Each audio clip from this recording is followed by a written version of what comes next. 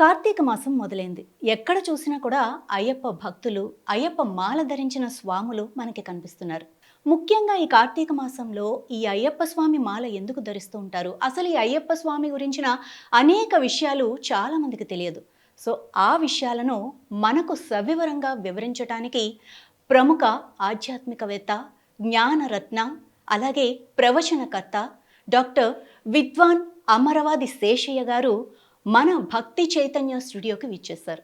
ఆయన్ని అడిగి అనేక విషయాలను మనం కూలంకుషంగా తెలుసుకుందాం. నమస్తే సార్. చాలా సంతోషం నాన్న. గురువుగారు, మణికంఠుడు పందాల రాజుకు దొరికాడు కదా. సో ఆయన ఫస్ట్ టైం అంటే ఆయన విద్యాభ్యాసం ఎలా గడిచింది, ఆయన అక్కడ ఎలా పెరిగారు, వీటితో పాటు అసలు ఫస్ట్ అయ్యప్ప అని ఎవరు పిలిచారు, ఏ సందర్భంలో పిలిచారు? చాలా మంచి ప్రశ్న వేసావు బంగారు. ఎప్పుడైతే పందలరాజు తన యొక్క రాజ్యానికి తీసుకొచ్చాడో, పందల దేశానికి, ఎంతో అల్లారు ముద్దుగా పెరిగి పెద్దవాడవుతున్నాడు ఈ మణికంఠుడు. అలాగే అప్పటి వరకు ఎంతో ప్రేమగా చూసుకుంటున్నది. అప్పటి వరకు ఆమెకు వేరే సంతానం లేదు, ఈ పిల్లవాడితో పెరిగి పెద్దవాడవుతున్నాడు. రాణి కూడా ఎంతో ప్రేమగా చూసుకుంటున్నాడు. ఇలా ఉన్నప్పుడు ఎట్లయినా రాజవంశీయుడు కదా, అతనికి విద్యలు నేర్పించాలి కదా, ధనుర్విద్యలు మొదలైనవి. అందువల్ల ఏదైనా ఒక గురువు దగ్గర పోదామని ఒక గురువుని అన్వేషించి పందల రాజైన రాజపాండ్యుడు ఈ మణికంఠుని తీసుకెళ్ళి ఆ విద్య కోసం కొన్ని రోజులు, కొన్ని నెలలు, కొన్ని సంవత్సరాలు అక్కడ వదిలిపెట్టాడు. ఆ సమయంలో పెరిగి పెద్దవాడయ్యాడు.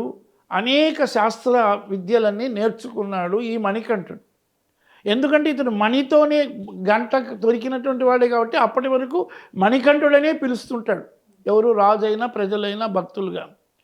ఎప్పుడైతే ఈ విద్య నేర్చుకుంటూ గురువు దగ్గర ఉన్నప్పుడు ఇక అన్ని విద్యలు అయిపోయినాయి, ఇక బయలుదేరాలి, నాకు బాగా నేర్పించాడు అనే సమయంలో ఒకానొక రోజు ఆ గురువు ఏడుస్తుంటాడు. ఆశ్చర్యపడతాడు, ఏంటి స్వామి ఎంతో ఆనందంగా ఒక నదీ తీరంలో వన ఆశ్రమంలో ఉన్నది, ఆ నదిలో స్నానం చేసి రోజు కూడా వారికి కావలసినటువంటి ఇవన్నీ కూడా పూజకు సంబంధించిన నిష్ఠాపరుడుగా అనుష్ఠానానికి అన్నీ నేను తెచ్చిస్తున్నాను, పూలు అన్నీ తెచ్చిస్తున్నాను, ఎందుకో ఈరోజు నాకు బాధపడుతూ కనపడుతున్నాడే. ఓ గురువర్య, మీరు పెద్దవారు, మీ కళ్ళల్లో నేను ఎప్పుడూ నీళ్లు చూడలేదు, కాస్త నీ మనసులో ఉండే బాధను వ్యక్తపరచండి అని అడుగుతాడు. ఏం లేదు నాన్న, నాది చాలా దుఃఖకరమైన జీవితంలో నేను మానసికంగా బాధపడుతున్నాను ఇప్పుడు.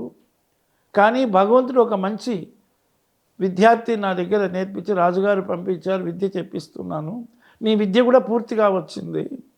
కానీ నాదొక బాధ, నాకు ఒక కుమారుడు లేక లేక కలిగాడు, కానీ ఆ కుమారుడికి కళ్ళు లేవు, మాట రాలేదు. ఇటువంటి విధంగా ఈ కుమారుడికి నా బ్రాహ్మణ వంశంలో పుట్టిన నాకు, నా తర్వాత ఇతడు వేద విద్యలు నేర్చుకుంటాడు, మంచి పండితుడు అవుతాడు అనుకుంటే భగవంతుడు నాకు ఇట్లా అన్యాయం చేశాడు, ఎన్ని జన్మల తెలుసో తెలియకో చేసిన పాపం ఇలా జరిగింది అని నేను చింతిస్తున్నాను అంటాడు.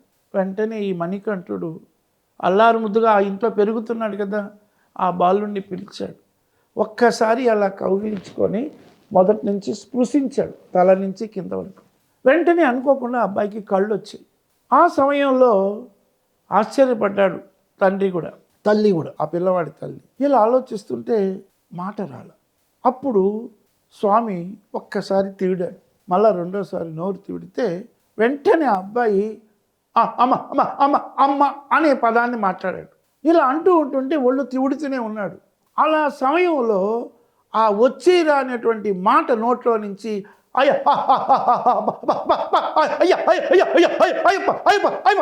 అనేటువంటి విధంగా అయ్యప్ప అనే పదం చివరిలో వచ్చింది. అయ్య అయ్య అయ్య అయ్య అయ్య అయ్య అనే పదం ఎప్పుడైతే వచ్చిందో వెంటనే ఆ గురువరుడు అన్నాడు, నాయనా నువ్వు అయ్యప్పవయ్యా. అయ్యా శివుడు, అప్ప విష్ణువు, ఇద్దరూ కలిసినటువంటి మహా తేజస్సు కలిగిన బాలుడు, ఈ రోజు నుంచి నేను గురువుగా నిన్ను శాసిస్తున్నా. అయ్యప్ప అనే పేరు గురువు నామకరణంగా ఆ ప్రేమతో పిలిచాడు అయ్యప్ప.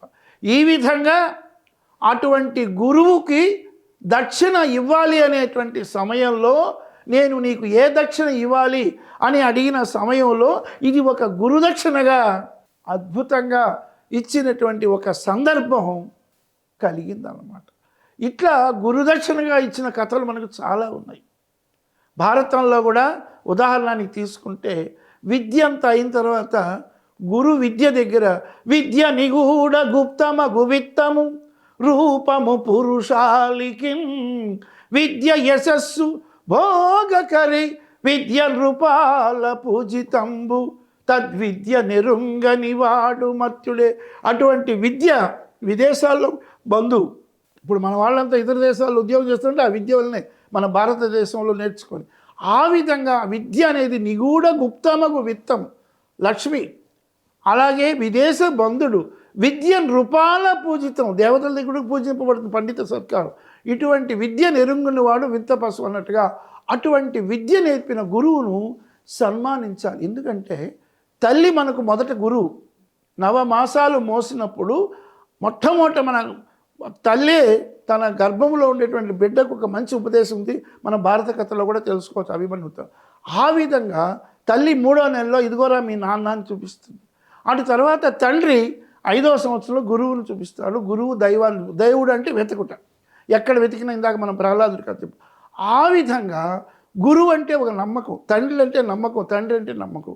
అటువంటి నమ్మకమైనటువంటి విధంగా గురువు ఒక పేరును శాసించడం కాబట్టి నాటి నుండి నేటి వరకు ఏనాటికైనా అయ్యప్ప అనేటువంటి పేరుతో గురువాక్యంగా గురు నామకరణ అయింది. ఎందుకంటే రామాయణంలో కూడా వశిష్ఠుడే రామ లక్ష్మణ భరత శత్రుఘ్నులకి నామకరణం చేసినవాడు. అలాగే ద్వాపరయుగములో కృష్ణ భగవానికి కూడా ఆ వారి యొక్క గురువు అయినటువంటి గర్గ మహర్షి అటువంటి వసుదేవ దేవకి పుట్టినటువంటి వాడిని యశోద నందుల దగ్గర కృష్ణ అనే పేరు పెట్టినవాడు. అలాగే బలరాముడు అనే పేరు గర్గ మహర్షి. అంటే గురువులు అంత ప్రాధాన్యత కలిగినటువంటి వాళ్ళు.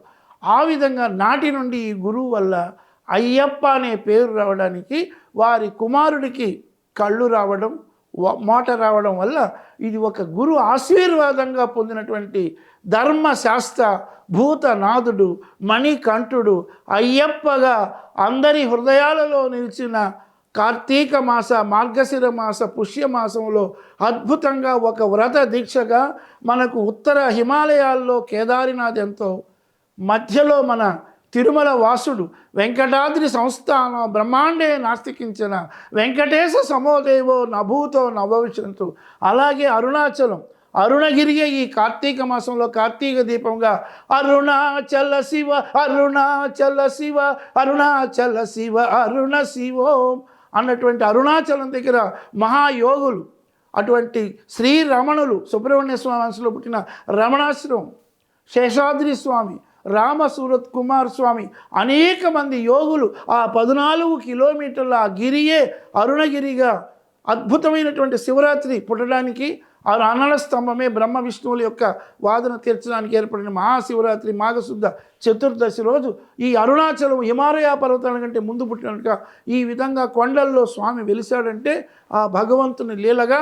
ఆ విధంగా చివరికి దక్షిణంలో మలయ పర్వతంగా అటువంటి గొప్పనైనటువంటి శబరిమల వాసులుగా ఆ అయ్యప్ప నిలవడానికి ఆ పేరు శాశ్వతంగా రావడానికి గురువాక్యంతో కర్తవ్యం అన్నారు. గురువు చెప్పింది వినాలి.